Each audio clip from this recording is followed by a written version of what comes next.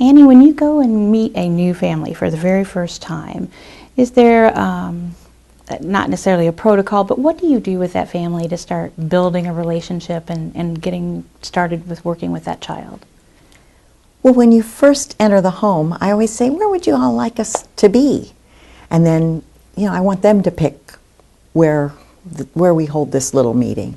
And then I settle in and sit down, and I don't ever reach for the child or pick up the child. I want to talk to mom or dad or grandma or whoever's there and just watch, just see what the child is doing.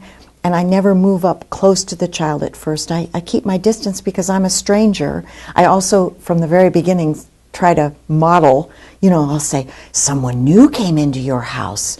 My name is Annie. I brought a big bag with lots of things in it and my ukulele. And then there's a beginning and a middle and an end to every visit. And my visits start with a hello song with my ukulele.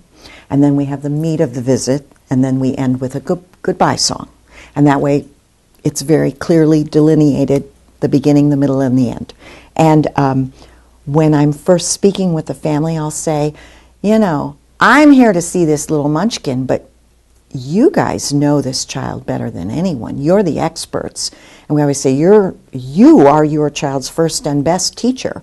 So you're going to teach me a lot of things. So fill me in on this little munchkin. What's going on with your kiddo? And so we, and I have a little form I'm filling out. I'm asking lots of questions. And also for them, it's a time to, vent and share about how hard things were. And it's hard what they've been through. And I sympathize, and because I do. You've been through a lot. And I'm so sorry that this has happened to you, because this has got to be really difficult. I'm a mom and a grandma.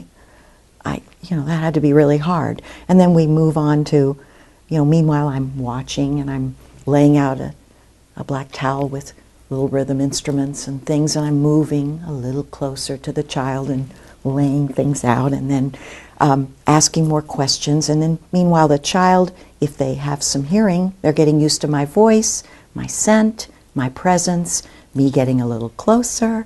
I ask mom to come and hand them things, and then gradually I keep moving a little closer and a little closer. And by the time I've done a lot of my intake, I'm up close to the child, and sometimes I've had kids crawl in my lap, I've had kids, I don't ever make them come to me. I wait until they feel safe.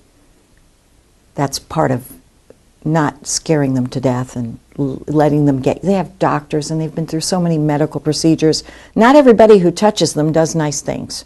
Sometimes they get poked and prodded. So I want them to know, no poking, no prodding, and I never make their hands do anything that they don't want to do. So I'll do some fun things in front of them and maybe play with a toy under their hand, shake it a little bit, see what happens.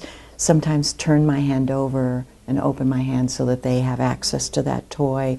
Just little things, but a lot of it is observing how they move, how they interact with objects, how they're using whatever vision they have, whatever hearing they have. That's my protocol. That's your protocol? Great.